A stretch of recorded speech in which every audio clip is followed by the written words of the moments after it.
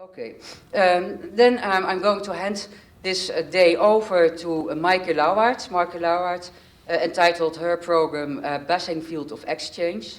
So we will enter a buzzing field of exchange with her. Maaike Lauwaert is a curator, a freelance curator. She's also an editor for Metropolis M, a bi-monthly magazine about contemporary art. Most of you will know it. Before she worked as a curator of visual arts at Stroom Den Haag and also at the Mondriaan Foundation.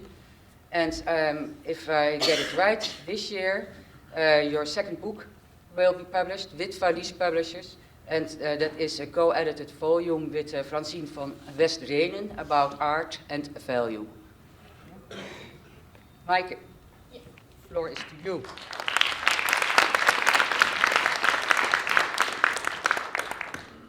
Thank you, Jorinde, and also thank you for the invitation for curating this day for you. Thank you for coming. Special thank you to the artists and speakers of today. Going to keep an eye on time. It might be that in the first block of the program we run a little late, but I'll make sure that you have a 30-minute lunch break anyway. We are a bit, I'm not sure what the English expression would be, but we have a bit more time in the other blocks. So just so, don't worry, we might be a bit late in this one, but we will make that up to you. Okay. So Jorinde already briefly said that this conference is about posthumanism, the posthuman notion, the blurring of distinctions between humans and non-humans. And one of the key questions that we will pose over the coming days is what it means to be, if humans are not the only form considered as having agency or having rights, or when humans become one form among many. Today, 4 artists, 1 curator and 1 critic will look at this topic, and issues that will come up are a network and exchange within that network of objects and people, the human in an imagined and visionary future, the becoming of something else, so the transformation or the shape-shifting. And for me, the 2 poles, or the 2 sort of ends of a spectrum that this day navigates between, is on the one hand humans trying to get away from being human towards something else, and on the other hand not human trying to be humanized. And I wanted to give you 2 quotes from things that I recently came across that for me capture these 2 ends.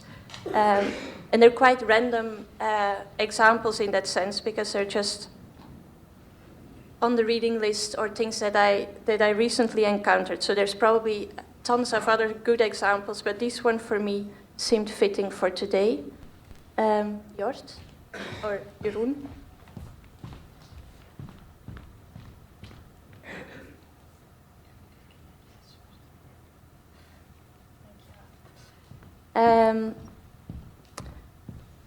First is this woman. She's called Helen MacDonald, and here you see her posing with her hawk. And she's severely depressed and grieving about the loss of her father. And she wrote an amazing book called H is for Hawk. It was published last year. And I want to briefly quote a couple of things from a review by Catherine Schultz in The New Yorker in 2015. It's a 1-year-old review. One day, crouching over a rabbit she had just killed, feeling like an executioner after 1,000 deaths, she comes to see that she has been traveling with her hawk, not further from grief, but further from life. Scared by her own numbness and darkness, she begins to seek help. Slowly, her grief starts to lift. All along, she had wanted to be her hawk, fierce, solitary, inhuman. Instead, she now realizes, I was the figure standing underneath a tree at nightfall, collar upturned against the damp, waiting patiently for the hawk to return. Her father, she knows, will never rejoin the human world, but she can. Like a figure in a myth who followed a hawk to the land of the dead, MacDonald turns around and comes home. So this is someone trying in the process of grieving. Well, she was maybe not consciously trying, but she found out in hindsight that was what she was doing. She was trying to become her hawk, to feel less, to have less pain. And then on the other end of the spectrum is an example that maybe for some of you it's as old as, I don't know, very old and stupid for me to come with this example again, but it's a telemarketeer who calls someone a journalist at a newspaper with a special offer, and then the journalist is wondering whether the telemarketeer is actually a human or is it a robot, and then not a robot in the full sense of the word, but a software programmed to give answers to certain questions, and these answers are prescribed. And here is an audio clip of that exchange.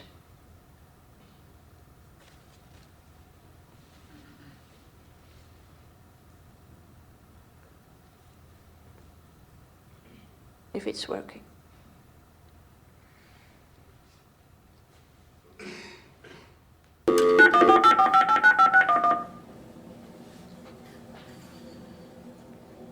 Hello, how are you today?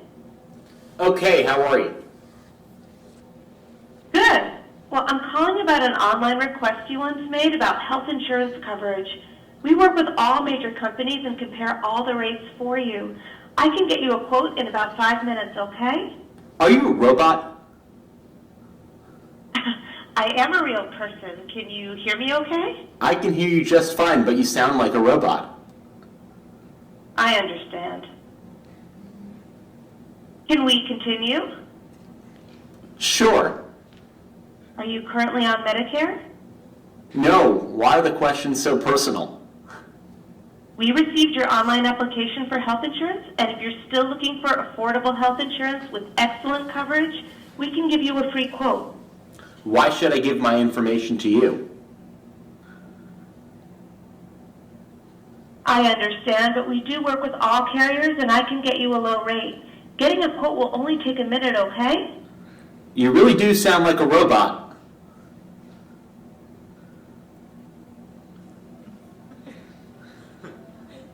I am a real person. Maybe we have a bad connection. I'm sorry about that. Are you sure? Yes. Sure. I'm gonna hang up now. Okay. Have a nice day. Thank you.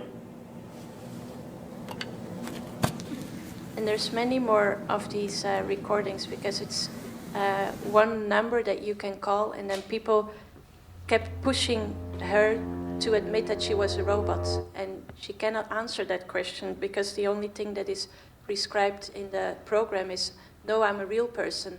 Maybe we have a bad connection. I'm sorry.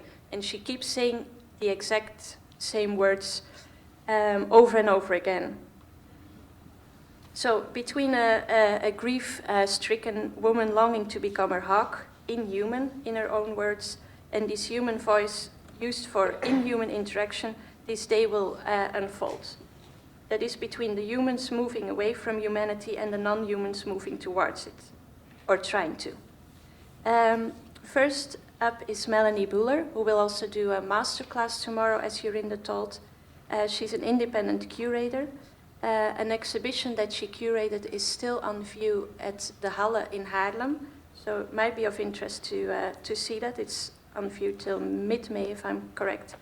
And her recent book, No Internet, No Art, has just been published with Onomatopoeia. Melanie, I invite you up here. I will close my windows to make this cleaner.